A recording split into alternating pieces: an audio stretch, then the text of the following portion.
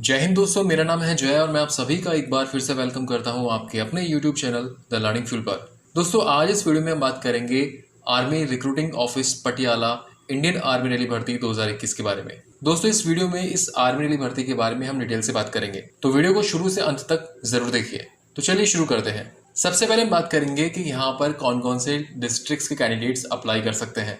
तो यहाँ पर आपको बता दें कि पंजाब स्टेट के फतेहगढ़ साहिब, बरनाला, मनसा, संगरूर और पटियाला डिस्ट्रिक्ट से कैंडिडेट्स इस आर्मी रैली भर्ती के लिए अप्लाई कर सकते हैं। और ये रैली होगी आपकी 1 ADSR ग्राउंड्स पर, और ये ग्राउंड है opposite flying club, Patiala Sangrur road. आगे बढ़ते हैं और बात करते हैं पोस्ट नेम के बारे में। तो यहाँ पर आपको बता दें कि यहाँ पर जो पहली पोस्ट है वो है सोल्जर GD। इसके अलावा यहाँ पर पोस्ट है आपकी soldier technical, soldier nursing assistant, soldier clerk और सोल्जर स्टोर कीपर टेक्निकल। तो ये हो गई पोस्ट। अब हम बात करेंगे इसकी इंपॉर्टेंट डेट्स के बारे में। तो यहाँ पर आपको बता दें कि जो इसके ऑनलाइन रजिस्ट्रेशन है वो 6 जून 2021 से शुरू हो चुके हैं और रजिस्ट्रेशन की लास्ट डेट है 20 जुलाई 2021। अगर बात करें रैली डेट के बारे में, तो यहाँ पर आपकी रैली शुरू होगी 6 अगस्त 2021 से लेकर 20 अगस्त 2021 तक यहाँ पर आपकी रैली होगी। आगे बढ़ते हैं और बात करते हैं इसकी एप्लीकेशन फ़ी के बारे में। तो यहाँ पर आपको बता दें कि आप चाहे किसी भी कैटेगरी से बिलोंग करते हो, यहाँ पर आपको कोई एप्लीकेशन फ़ी नहीं देनी है। अब हम बात करेंगे यहाँ पर आपकी एज यानी कि उम्र के बारे में। तो यहाँ पर अलग अलग पोस्ट के हिसाब से यहाँ पर अलग अलग आपकी उम्र होगी। तो पहले बात करते हैं, अगर आप सोल्जर GD पोस्ट के लिए अप्लाई करते हैं तो आपकी कम से कम उम्र 17.5 साल और अधिकतम उम्र आपकी 21 साल तक हो सकती है। यानी कि आपका जन्म 1 अक्टूबर 2000 से लेकर 1 अप्रैल 2004 के बीच हुआ हो। इसके अलावा बाकी जो भी पोस्ट है यानी कि soldier technical, soldier nursing assistant, soldier clerk और स्टोर कीपर टेक्निकल, इन सभी में आपकी कम से कम उम्र 17.5 साल और अधिकतम उम्र आपकी 23 साल तक हो सकती है। आगे बढ़ते हैं और बात करते हैं यहाँ पर आपकी एजुकेशन के बारे में।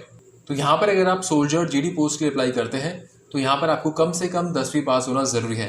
और ये जो आपने 10वीं पास करी है इसमें आपके एग्रीगेट 45% मार्क्स होने ज़रूरी हैं और हर सब्जेक्ट में यहाँ पर आपके 33% मार्क्स होने ज़रूरी हैं। और ऐसे कैंडिडेट्स जिन्होंने 10th पास ऐसे बोर्ड से की है जहाँ पे ग्रेडिंग सिस्टम है, तो यहाँ पर आपको बता दें कि आपके हर सब्जेक्ट में D ग्रेड होना ज़रूरी है और एग्रीगेट यहाँ पर आपका C2 ग्रेड होना ज़रूरी है। अब बात करते हैं सोल्जर टेक्निकल पोस्ट के लिए आपकी एजुकेशन के बारे में।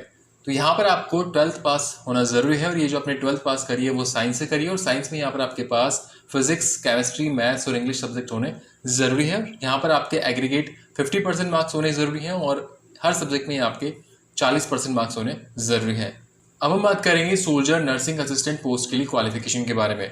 तो यहाँ पर आपको 12th पास होना ज़रूरी है साइंस में with physics, chemistry, biology and English. और यहाँ पर आपके जो है मिनिमम 50% मार्क्स होने चाहिए एग्रीगेट और मिनिमम 40% मार्क्स होने चाहिए हर सब्जेक्ट में। या तो ये क्वालिफिकेशन होनी चाहिए या फिर आपने 12th पास करी हो साइंस के अंदर with physics, chemistry, botany, zoology और इंग्लिश के साथ। यहाँ पर आपके 50% मार्क्स एग्रीगेट होना ज़रूरी है और 40% मार्क्स हर सब्जेक्ट में होना ज़रूरी है। और अब बात करते हैं सोल्जर क्लर्क और स्टोर कीपर टेक्निकल पोस्ट के लिए आपकी क्वालिफिकेशन के बारे में।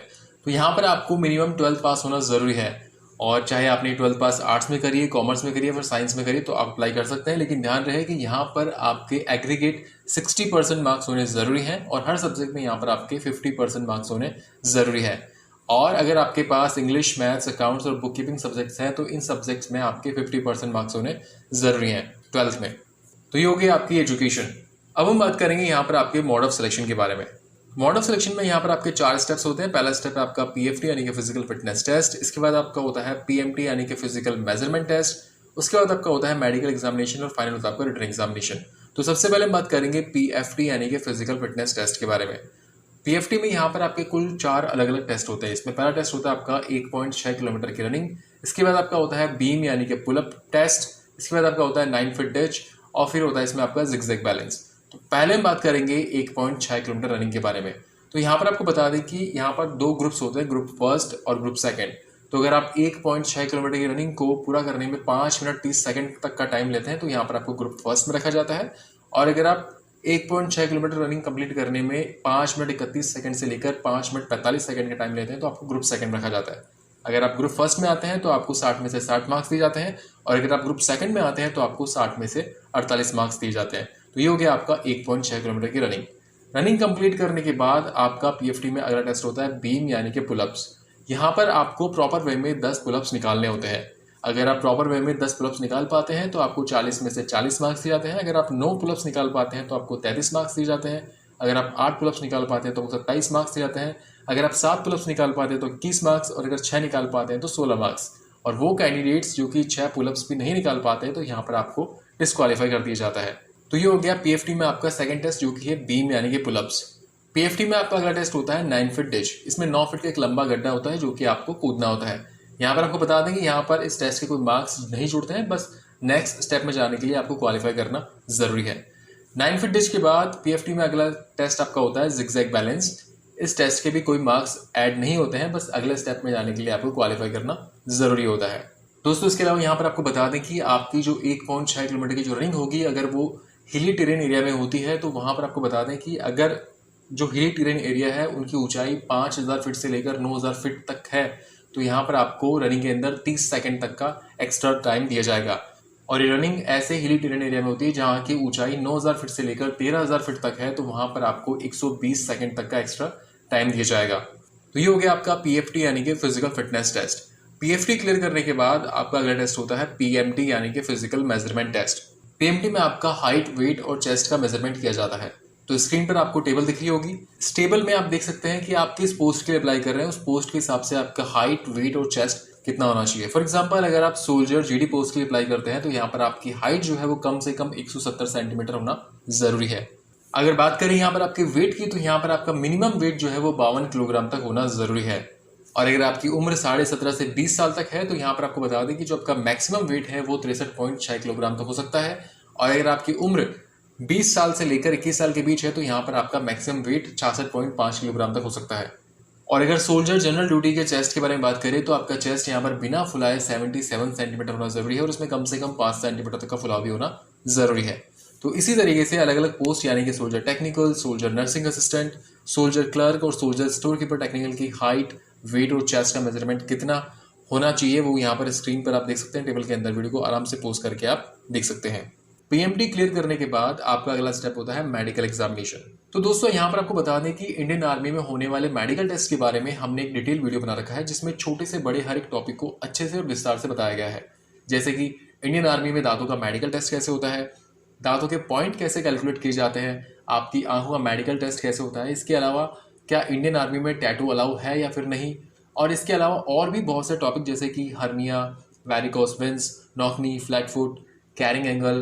तो इसी तरह से और भी बहुत से टॉपिक उस वीडियो में बताए गए हैं, तो आप वो वीडियो जरूर देखें। वीडियो का लिंक आपको इस वीडियो के डिस्क्रिप्शन में मिल जाएगा। तो इस तरीके से मोड ऑफ सिलेक्शन में आपका तीसरा स्टेप हो जाता है medical examination. Medical examination clear करने के बाद आपका फाइनल होता है रिटन एग्जामिनेशन। दोस्तों यहाँ पर आपको बता दें कि जो रिटन एग्जामिनेशन है इसमें आपके नेगेटिव मार्किंग भी होती है। तो इस तरीके से मोड ऑफ सिलेक्शन में कुल 4 स्टेप्स होते हैं। अब हम ये बात करेंगे कि आपके पास जब आप रैली साइट पे जाते हैं तो आपके पास कौन कौन से डॉक्यूमेंट्स होने चाहिए उनके बारे में। दोस्तों यहाँ पर आपको बता दें कि हम यहाँ पर जो भी डॉक्यूमेंट्स आपको बताने जा रहे हैं इन सभी डॉक्यूमेंट्स का आपको ओरिजिनल भी साथ में लेके जाना है और साथ ही साथ 2 अटेस्टेड फोटोकॉपीज भी आपको साथ में लेके जानी है। तो यहाँ पर आपके डॉक्यूमेंट्स है आपका एडमिट कार्ड, आपके फोटोग्राफ, आपके एजुकेशनल सर्टिफिकेट, आपके domicile certificate, caste certificate, religion certificate, school character certificate, unmarried certificate. ध्यान रहे यहाँ पर जो आपका अनमैरिड सर्टिफिकेट है ये उन्हीं कैंडिडेट्स के लिए लागू होता है जिनकी उम्र 21 साल से कम हो। इसके अलावा यहाँ पर आपका रिलेशनशिप सर्टिफिकेट, ये सर्टिफिकेट उन कैंडिडेट्स के लिए है जो सन्स ऑफ सर्विसमैन है या फिर सन्स ऑफ एक्स सर्विसमैन है या सन्स ऑफ विडो या फिर सन्स ऑफ वॉर विडो। तो यहाँ पर ऐसे कैंडिडेट्स को यहाँ पर रिलेशनशिप सर्टिफिकेट दिखाना जरूरी होगा ताकि उनको जो छूट मिलेगी वो मिल सके। इसके अलावा दोस्तों यहाँ पर अगर आपके पास एनसीसी का सर्टिफिकेट है तो वो भी आप लेके जाएं साथ में, ताकि उससे भी आपको कुछ फायदा हो, छूट मिलेगी। इसके अलावा अगर आपका स्पोर्ट्स सर्टिफिकेट है तो वो भी लेके जाए। इसके अलावा सर्टिफिकेट ऑफ बोनस मार्क्स और एफिडेविट। इसके अलावा साथ ही यहाँ पर जो आपकी single bank account, pan card और आधार कार्ड की ओरिजिनल और उनकी कॉपी भी साथ में जरूर लेके जाएं। सो फ्रेंड्स ये थे वो डॉक्यूमेंट्स जो कि आपको रैली साइट पे साथ में लेकर जाने हैं। सो फ्रेंड्स ये वीडियो था army recruiting office Patiala Indian army rally भर्ती 2021 के बारे में। दोस्तों उम्मीद करते हैं यहाँ पर हमने आपको जो भी इन्फॉर्मेशन दी वो आपको अच्छी लगेगी। अगर वीडियो अच्छा लगा हो तो इस वीडियो को लाइक और अपने दोस्तों के साथ शेयर जरूर करें, और फ्यूचर में इस चैनल पर इसी तरह के यूजफुल वीडियोस देखने के लिए चैनल को सब्सक्राइब करके बेल आइकन जरूर दबाएं। So thank you for watching our video. जय हिंद।